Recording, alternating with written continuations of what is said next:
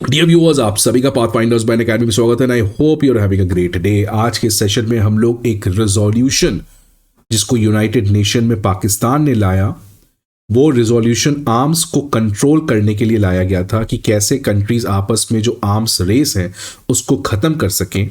इस रिजोल्यूशन के ऊपर हम लोग बातचीत करने जा रहे हैं।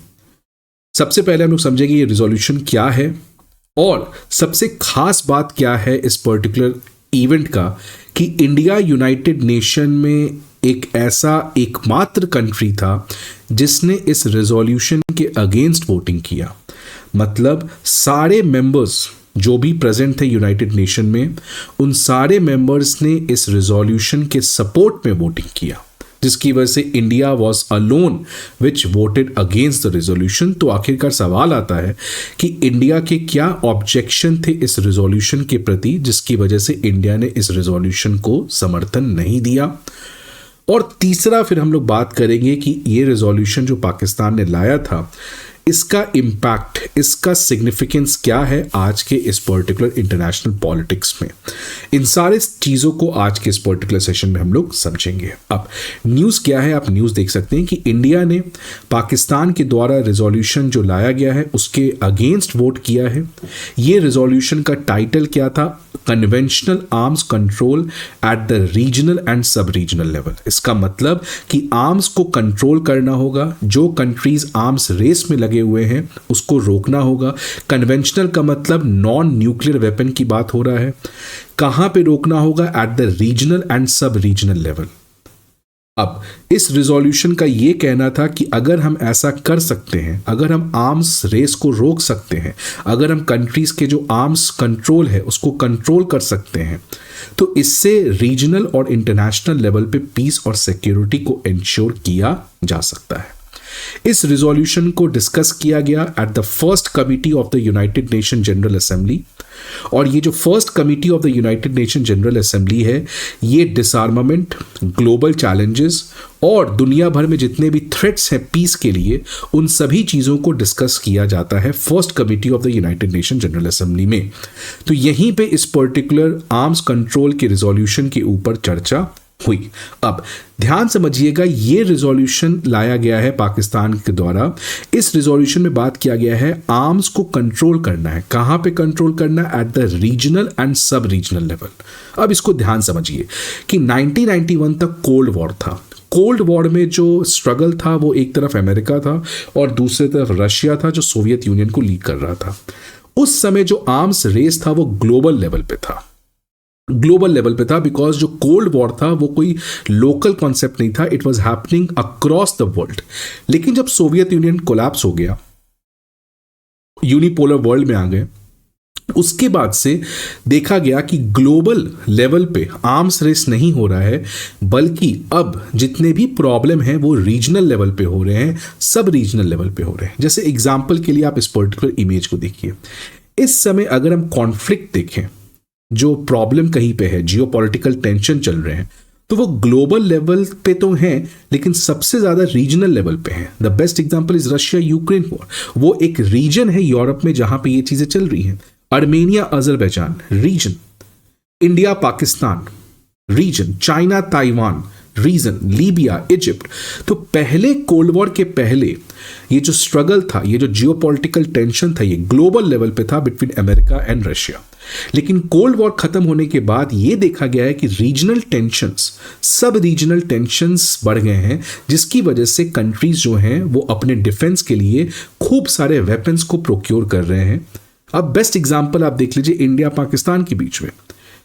इंडिया का थ्रेट इस समय पाकिस्तान से है, बिकॉज पाकिस्तान हमेशा से इंडिया के लिए नेशनल सिक्योरिटी प्रॉब्लम क्रिएट करता है।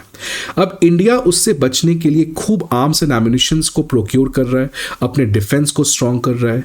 जितना ज़्यादा इंडिया अपने डिफेंस को स्ट्रांग करेगा, उतना ज़्यादा पाकिस्तान और पैनिक में आएगा, और पाकिस्तान उससे बचने के लिए और टेररिज्म और इन चीज़ों को प्रमोट करेगा इंडिया के अगेंस्ट। तो ये रीजनल लेवल पे जो जियोपॉलिटिकल टेंशन बढ़ी है, उसकी वजह से आर्म्स रेस बहुत ज़्यादा हो गया है।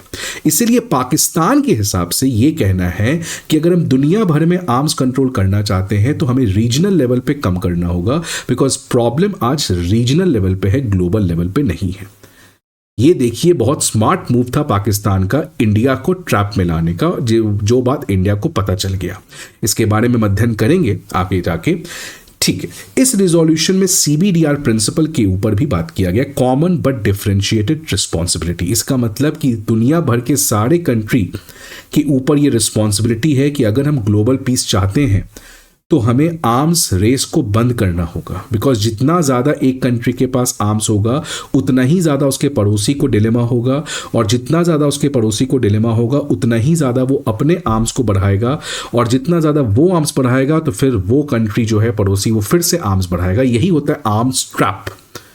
तो ऑल्दो सारे कंट्रीज के ऊपर ये रिस्पॉन्सिबिलिटी है कि आर्म्स रेस को खत्म करना है, लेकिन सबसे ज्यादा इस समय किसी के पास रिस्पॉन्सिबिलिटी है तो वो उन कंट्रीज के पास जिनके पास ऑलरेडी इस समय बहुत स्ट्रांग मिलिट्री है, लार्ज मिलिट्री कैपेबिलिटीज हैं।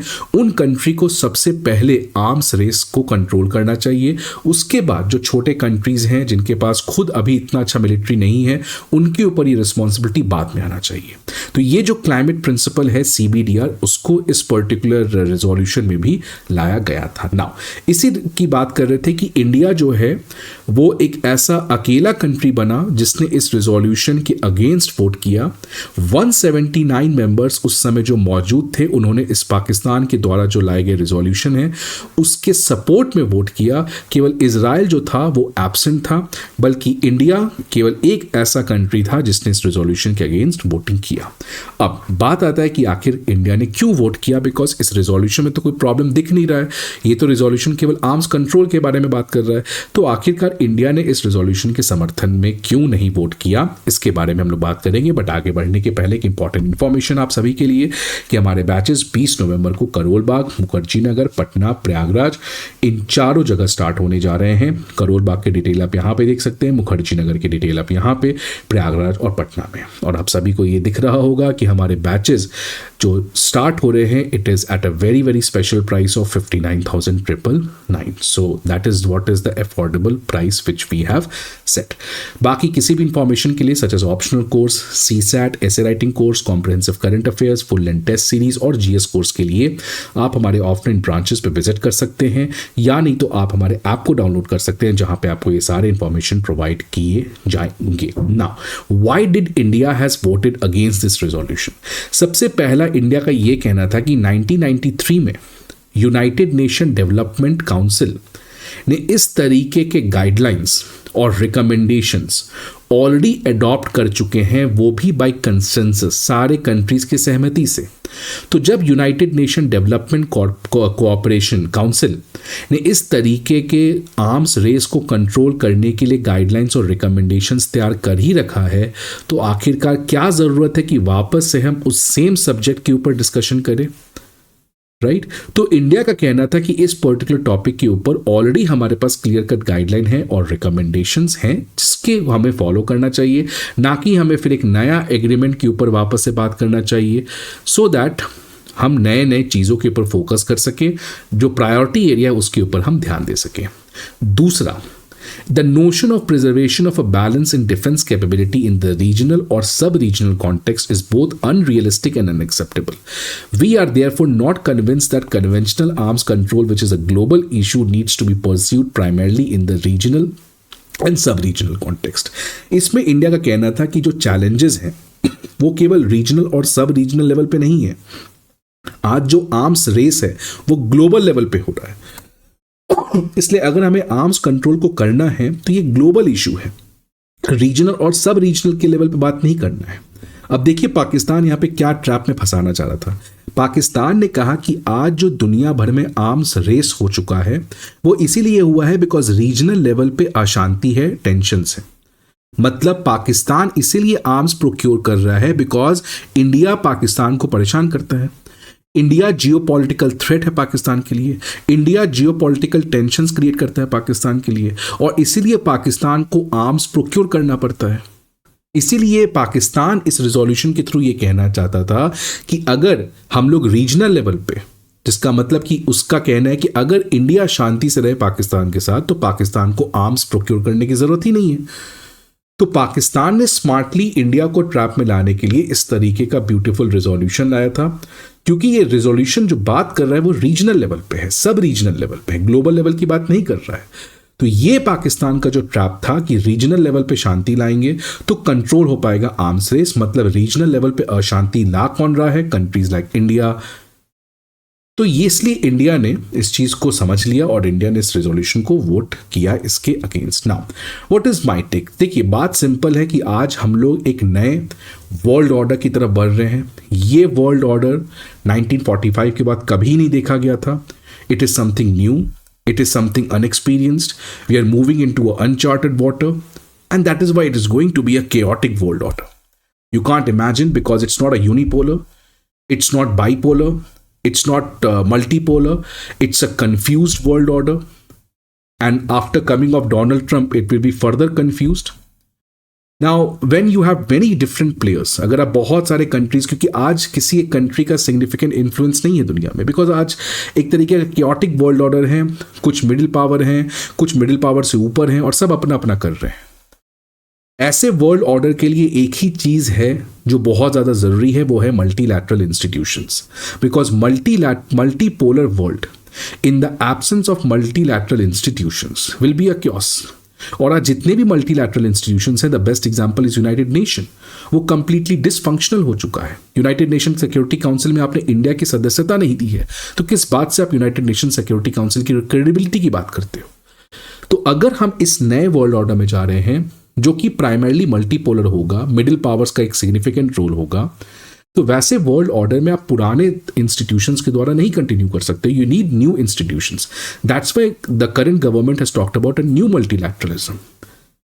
और अगर आप इन मल्टीलैटरल इंस्टीट्यूशंस को बनाओगे तो जियोपॉलिटिकल टेंशंस कम होंगे, इंटरनेशनल पॉलिटिक्स में रूल ऑफ लॉ होगा एंड देन आर्म्स कंट्रोल को किया जा सकता है। अगर हम ऐसा नहीं करते हैं तो हम और ज़्यादा क्योस की तरफ बढ़ रहे हैं और जियोपॉलिटिकल टेंशन की बढ़ रहे हैं। अभी रशिया यूक्रेन और इजराइल ईरान हुआ है, अगला चाइना ताइवान होगा, अगला पता नहीं और कौन कौन से प्रॉब्लम्स आएंगे, और ये आर्म्स कंट्रोल और बढ़ेगा। और आर्म्स कंट्रोल कन्वेंशनल तो छोड़िए, न्यूक्लियर प्रोलिफरेशन की भी खतरा है। इसलिए we need to upgrade multilateral institutions which reflects the current geopolitical realities. आपका क्या व्यू पॉइंट है आप कमेंट बॉक्स में जरूर बताएं। होप आपको वीडियो अच्छा लगे। See you again in the next video.